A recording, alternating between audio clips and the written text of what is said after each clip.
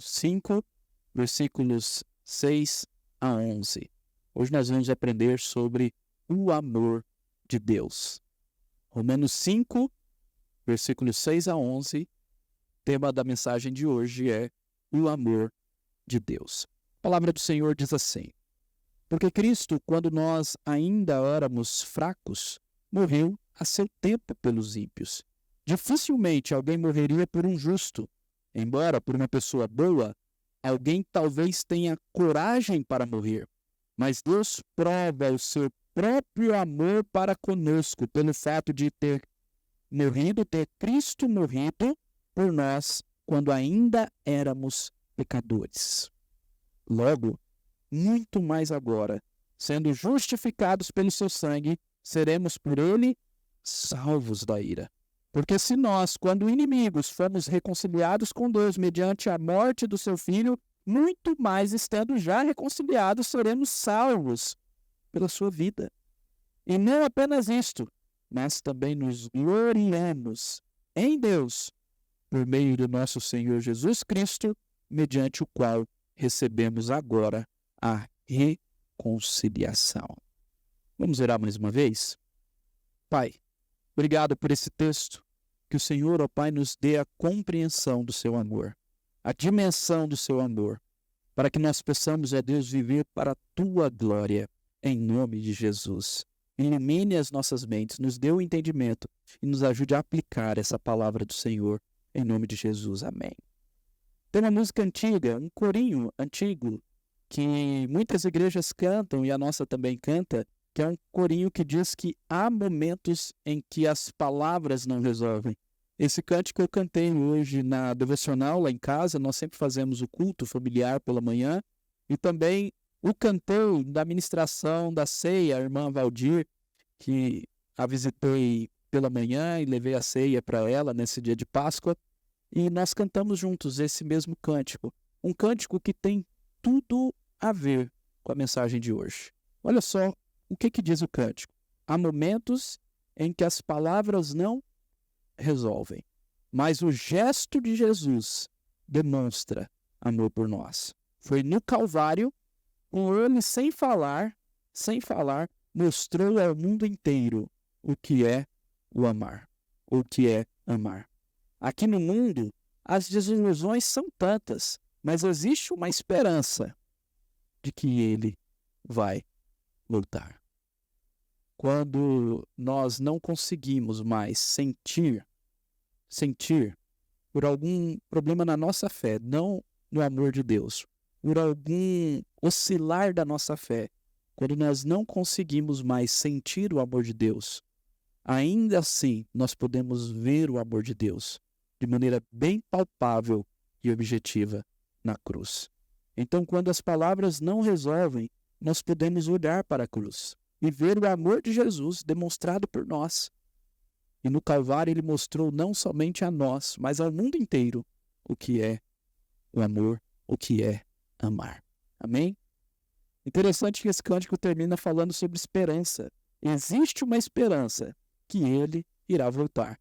E no sermão de domingo nós falamos dessa esperança certeira. E Paulo também nos fala. Como consequência da justificação pela fé, Paulo diz que temos paz com Deus. Obtivemos livre acesso à sua presença e nos gloriamos na esperança da glória. A justificação pela fé, como temos aprendido, é um ato de Deus que nos declara justos em sua presença, não com base na nossa própria justiça ou nos nossos próprios méritos, mas com base na justiça, nos méritos, nas boas obras e na obra salvífica, no sacrifício do nosso Senhor Jesus Cristo. Deus pega as boas obras de Cristo e imputa em nós a sua justiça, as suas boas obras, de maneira tal que nós temos paz com Ele. Nós somos reconciliados com Ele. Agora nós temos livre acesso à sua presença. Antes não tínhamos, porque os nossos pecados nos afastavam dele. Mas agora nós temos livre acesso. E mais, nos gloriamos na esperança da glória. Esperança como certeza, uma esperança que não nos decepciona. Essa esperança é certa e não expressa nenhuma dúvida. A nossa esperança, ela expressa dúvida, né? Normalmente nós temos esperança com base em probabilidade. Eu acho que fulano vai fazer isso, então eu espero. Talvez sim, talvez não. É possível, é provável. Aqui não. Aqui é certeza. Ela não nos decepciona porque a sua base é o amor de Deus por nós. Sobre isso, Paulo diz, olha só, a esperança não nos deixa decepcionados, porque o amor de Deus é derramado em nosso coração pelo Espírito Santo que nos foi dado. Por que a esperança não nos decepciona? Por que a esperança é certa? Por causa do amor de Deus. O amor de Deus é a base da nossa esperança. Quando nós entendemos que Deus nos ama de uma maneira impressionante, de uma maneira ousada, de uma maneira gigantesca, então nós não ficamos decepcionados, nós temos certeza de que Ele vai voltar, e de que viveremos na glória. Agora entendam, esse amor ele é derramado em nosso coração pelo Espírito Santo. Lá em Romanos 8:16, Paulo confirma isso, dizendo que o próprio Espírito confirma ao nosso espírito que somos filhos de Deus. Existe uma certeza interior, existe uma certeza subjetiva, existe uma certeza que é uma confirmação do Espírito no nosso coração. E nós podemos buscar essa certeza. Como? Através da oração, da leitura da palavra, da comunhão, da Santa Ceia, da adoração, da meditação e todos os exercícios espirituais. Deus vai confirmando que somos filhos de Deus. Precisamos ter essa convicção. Contudo, é bem verdade que às vezes o nosso coração oscila, os nossos sentimentos oscilam e às vezes nós temos dúvidas. Por isso, Paulo não para por aí. Além dessa certeza interior subjetiva advinda da confirmação do Espírito em nossos corações, Paulo nos mostra mais uma confirmação do amor de Deus por nós, para não deixar dúvidas a nós. Quase que ele estivesse dizendo o seguinte: se vocês não conseguem sentir, então olhem, vejam na cruz o amor. Na cruz, está aqui do lado. Vejam na cruz o amor do Senhor. Uma confirmação objetiva, exterior, bem fixada na história da humanidade. A confirmação da cruz de Cristo.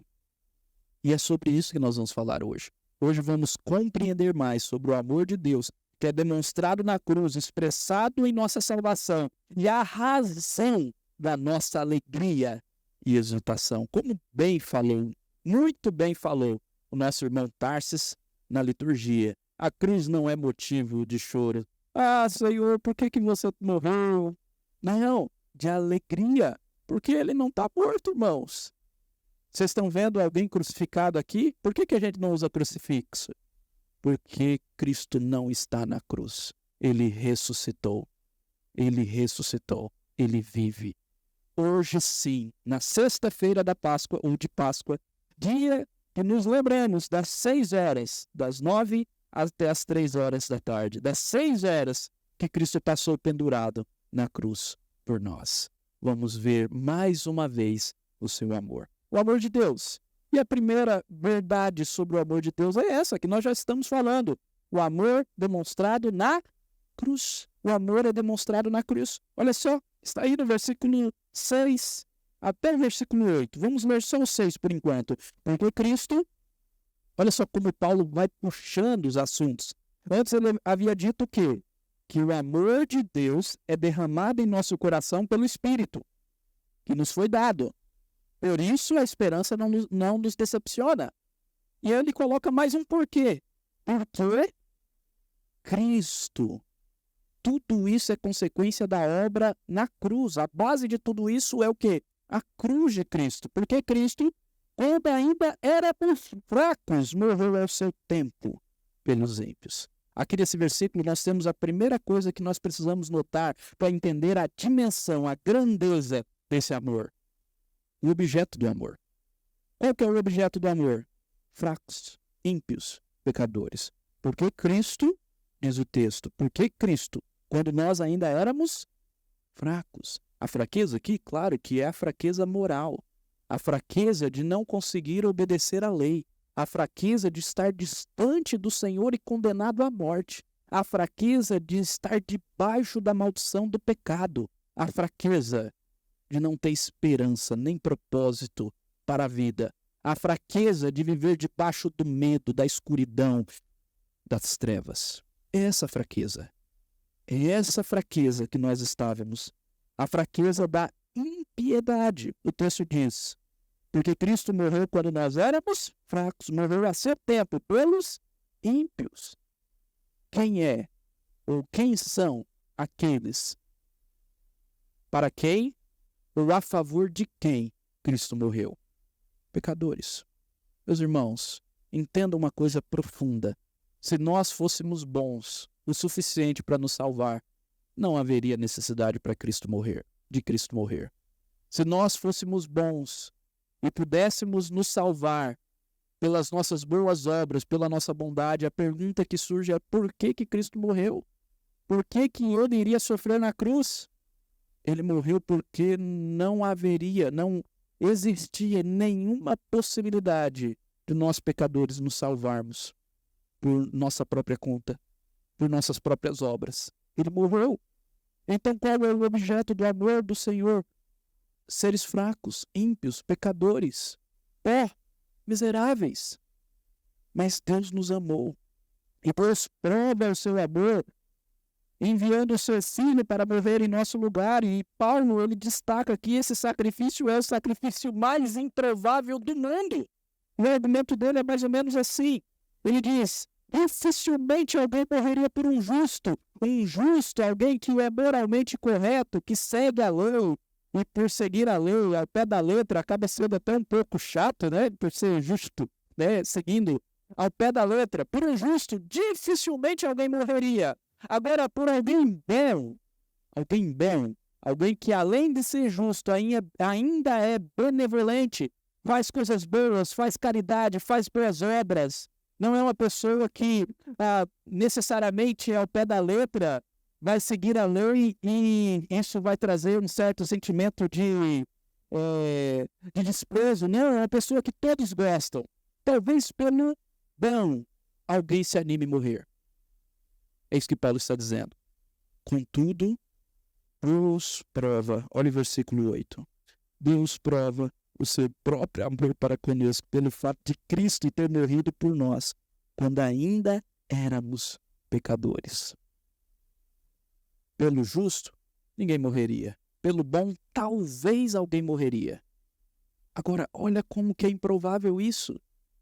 É improvável, é o sacrifício mais improvável do mundo. O Deus dos céus, santo, justo, perfeito, que não necessita das suas criaturas, enviando o seu próprio Filho, o Filho do seu amor, mesma substância, mesmo poder, mesma glória do seu próprio ser, a terra para morrer por pecadores, não por pessoas justas, não por pessoas boas, mas por pecadores. Uma loucura. É por isso que a salvação é pela loucura da pregação. Deus, Criador de todas as coisas, se tornando a semelhança de criaturas, a semelhança de carne, para morrer, para se sacrificar por pecadores. Antes, Deus não olhou para o futuro e provou que nós iríamos sermos bons, por isso ele morreu por nós. Não, Deus sabe todas as coisas. Mas ele nos salvou porque ele quis. Foi da vontade dele morrer por pecadores. Voluntariamente ele decidiu nos amar. Vocês estão entendendo a grandeza desse amor demonstrado na cruz? É como essa música que nos diz. Uma música que nós cantamos, o amor de Deus, cantada pela Raquel Novaes e pelo Paulo César Baruch, que diz, graça sobre graça recebi, e da plenitude renasci, quando atraído me encontrei no amor de Deus. Viva e poderosa salvação, luz que me alcançou na escuridão. Todo meu pecado se apagou no amor de Deus. Agora, olha o coro. Logo eu, um pobre pecador, Logo eu, tão fraco e tão devedor. Logo eu, de graça recebi o amor de Deus. Logo eu, finito e carnal. Logo eu, diante de um Deus imortal. Logo eu, de graça recebi o amor de Deus. O amor de Deus é rico em benefícios. O amor de Deus não mede sacrifícios. Nos braços desse amor, recebe o perdão comprado por Jesus. O amor de Deus é puro e consciente, como as manhãs. É firme e constante, que se entregou na cruz e a morte derrotou o amor de Jesus. Olha que música maravilhosa. Logo eu, um pobre pecador, logo eu, tão fraco e tão devedor, logo eu, de graça recebi o amor de Deus. Irmãos, nós só entendemos a grandiosidade, o quão impressionante é o amor de Deus, quando nós entendemos o quão pecadores nós somos. É um contraste aqui, e esse contraste é necessário. Se a gente entende qual é o objeto do amor, seres pecadores, pó, nós entendemos a grandiosidade do que Deus fez. Cristo se humilhando, se esvaziando, permitindo que os soldados batessem nele, que cuspissem nele, que dessem vinagre para ele, que colocasse uma coroa de espinho na sua cabeça, por amor. E foi até o fim. E no fim ele disse, está consumado. Agora eu quero que vocês notem mais uma coisa antes de nós passarmos para o próximo ponto. A ordem do amor. Esse amor aconteceu quando ainda éramos pecadores. Esse ato de amor aconteceu quando ainda éramos pecadores. Primeiro Deus nos ama. Primeiro Deus nos ama. Para depois nós sermos transformados, reconciliados, justificados e santificados. É essa a ordem. Primeiro eu sou aceito, para depois obedecer. Olha o que João também diz sobre isso. Nisto se manifestou o amor de Deus em nós, em haver Deus enviado o seu Filho unigênito ao mundo, para vivermos por meio dele. O amor de Deus se manifestou por nós, por meio de Cristo, pelo envio de Jesus ao mundo. O próprio João, no mesmo capítulo, diz, nós amamos porque ele nos amou primeiro. Nós só o amamos, e nós só amamos de próximo, porque ele nos amou primeiro. Primeiro vem o amor dele. Pois o nosso em resposta do dele. Não o contrário. Você não tem que amar a Deus primeiro para Deus te amar. Você não tem que obedecer a Deus primeiro para você ser aceito. Isso é a base da religiosidade vã e da vanglória.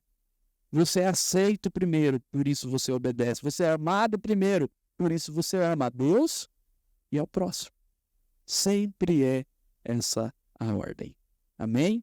Segundo lugar, esse amor é expressado na salvação. Paulo ele puxa mais uma explicação aqui. A partir do versículo 9, ele diz, logo depois desse amor maravilhoso, já demonstrado na cruz, logo, muito mais agora, sendo já justificados também pelo sangue, seremos por ele salvos da ira. O que Paulo está dizendo é que nós seremos salvos da ira vindoura. Surge aquela pergunta, tudo bem, Cristo morreu por mim, mas como eu posso ter certeza de que eu não vou ser condenado? Lembra da esperança que não nos confunde, que não nos decepciona? A esperança certa de que somos salvos e não há condenação mais para aqueles que estão em Cristo Jesus, é sobre isso que Paulo está dizendo. Paulo está dizendo, olha, diante do amor de Cristo, se Cristo já morreu por nós, se nós já recebemos a justificação, esses dois sim são importantes. A morte de Cristo e a aplicação da morte de Cristo pelo Espírito Santo em nossos corações. Nós já somos justificados. Se Cristo já morreu por nós, então seremos salvos da ira vindoura. Não precisamos temer a condenação. Sim, um dia Jesus irá voltar e nesse dia também será o dia do grande julgamento. O dia em que todos estarão diante do Senhor e todos os nossos atos serão julgados. Nós, porém, que somos de Cristo, Cristo já pagou para nós.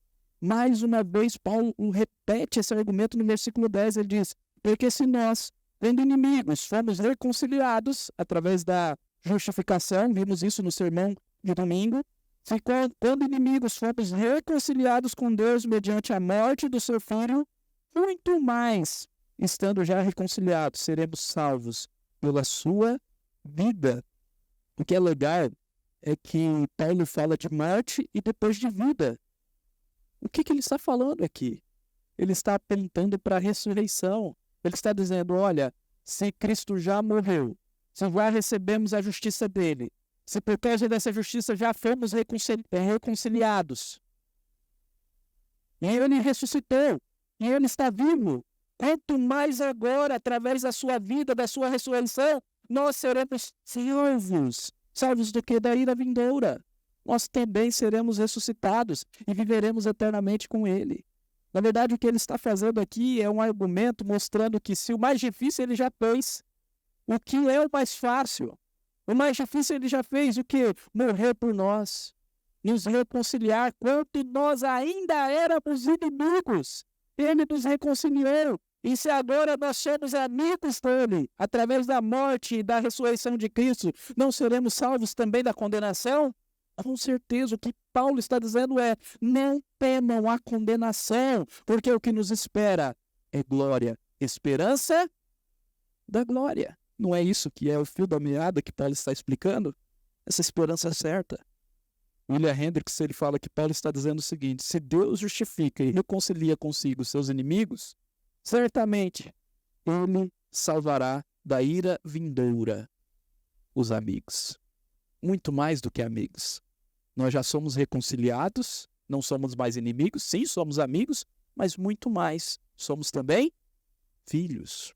Será que Deus não salvará da ira vindoura, da condenação, os seus filhos? Assim como Cristo ressuscitou, nós também seremos salvos por meio da sua vida, da sua ressurreição. Amém? Terceiro lugar, amor glorificado na exultação. Olha que legal, amor demonstrado na cruz, amor expressado na salvação e amor que é glorificado na exultação. Exultação é a nossa alegria em adorá-lo. É a nossa adoração com alegria. Isso é exultação. E olha o que Paulo finaliza dizendo. E não apenas isso, mas também nos gloriamos em Deus, por meio do nosso Senhor Jesus Cristo, mediante o qual recebemos agora a reconciliação. Nós nos gloriamos em Deus. Vocês se lembram, no finalzinho do sermão de domingo, que eu mostrei que Paulo fala 3 vezes isso. Nós nos gloriamos. A primeira vez está no versículo 2, quando ele diz, nós nos gloriamos na esperança da glória. A segunda vez está no versículo 3, quando ele diz, nós nos gloriamos nas tribulações. Porque as tribulações, no final das contas, vai produzir perseverança, experiência e esperança. E em terceiro lugar, nós nos gloriamos no próprio Deus. No próprio Deus. Gloriar aqui é alegrar-se, é exultar no próprio Deus, no Deus de amor, no próprio Deus. E o texto continua, por meio do nosso Senhor Jesus Cristo, mediante o qual agora já recebemos a reconciliação. O Tim Keller ele diz que a alegria é a grande marca da pessoa justificada. Alegria. Nós precisamos nos alegrar, nos gloriar, exultar, adorar. Por isso que eu falei aos irmãos anteriormente que nós que somos crentes, nós precisamos amar o culto, amar a adoração, porque é para isso que nós fomos salvos, para adorá-lo. Um crente que não gosta de adorar a Deus, o que vai fazer no céu? Um crente que não se alegra na presença do Senhor e na comunhão dos santos, o que irá fazer no céu? A alegria, a exultação é a grande marca da pessoa justificada. Você tem alegria no Senhor? E o que é maravilhoso é que é o amor de Deus, é o amor de Deus que nos leva a glorificá-lo com alegria. Ao compreendermos o amor dele por nós, nós o glorificaremos, nós exultaremos na sua presença com profunda alegria. O Tim Keller ele fala o seguinte, o Evangelho, no entanto, nos oferece Deus. Isso nós temos aqui.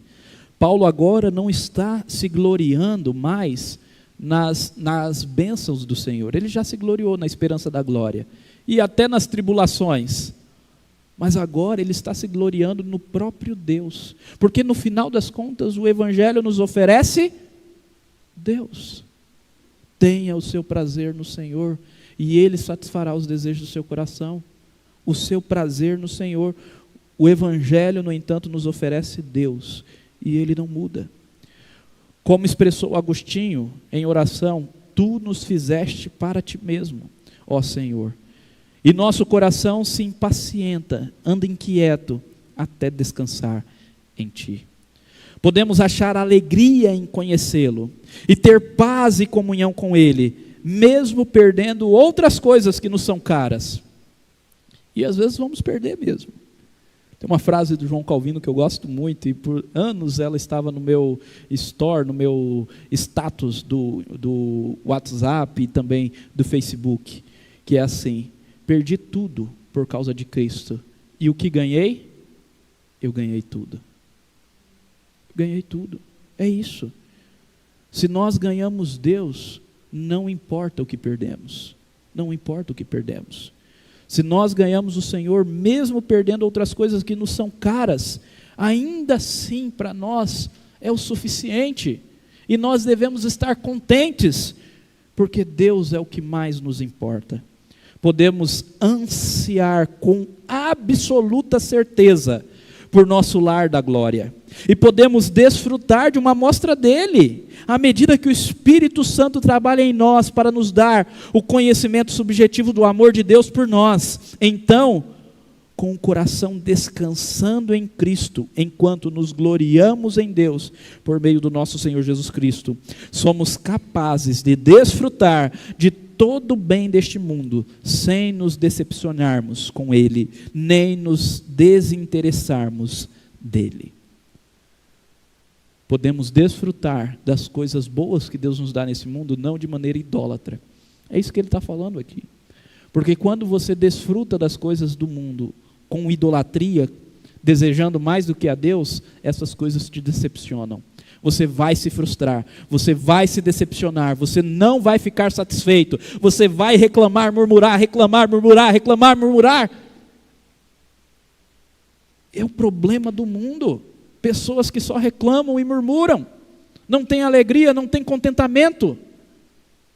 Agora, quando Deus é o seu Senhor, quando você se satisfaz com a glória dele e se gloria em Deus, então você é capaz de desfrutar de todo o bem deste mundo, sem se decepcionar, sem se desinteressar do próprio Deus. Amém? Como aplicar? Em primeiro lugar, creia. Claro, a primeira aplicação é fé, porque, meus irmãos, nós precisamos crer, e fé é certeza. Creia no amor de Deus por ti. Se você não conseguir senti-lo, olhe para a maior demonstração do amor de Deus por ti na cruz de Cristo. Creia. Olhe para a cruz e tenha certeza de que você é um filho amado, em nome de Jesus. Agradeça o amor de Deus por você, pecador, fraco, ímpio. Agradeça, porque Deus chamou logo eu, um pobre pecador. Reconheça que você não merece. Então, louve de todo o coração essa dádiva. Meus irmãos, nós só conseguiremos adorá-lo e louvá-lo de todo o coração se entendermos a grandiosidade do amor de Cristo, da dádiva por nós. Louve. Descanse no fato que já somos reconciliados com Deus e seremos salvos da ira vindoura. O Cristo vivo e ressurreto nos garante isso. Vamos celebrar também a ressurreição de Cristo no domingo de manhã. E por fim, se alegre na esperança da vida eterna e no amor de Deus por ti. Mas que o próprio Deus seja a sua glória, alegria e exultação. Adore-o. Se alegre sim na esperança da vida eterna, nas dádivas que Deus te dá, no amor de Deus, mas acima de tudo, se alegre, exulte no próprio Deus. Ele é a nossa porção. Se alegre, que o próprio Deus seja a sua glória, alegria e exultação. Viva para adorá-lo, em nome de Jesus. Vamos lembrar da música que eu iniciei? Olha como essa música resume todo esse sermão. Há momentos em que as palavras não resolvem, mas o gesto de Jesus na cruz demonstra amor por nós. Foi no Calvário que ele, sem falar, mostrou ao mundo inteiro o que é amar. Aqui no mundo, as desilusões são tantas, mas existe uma esperança de que ele irá voltar. E nós não seremos condenados.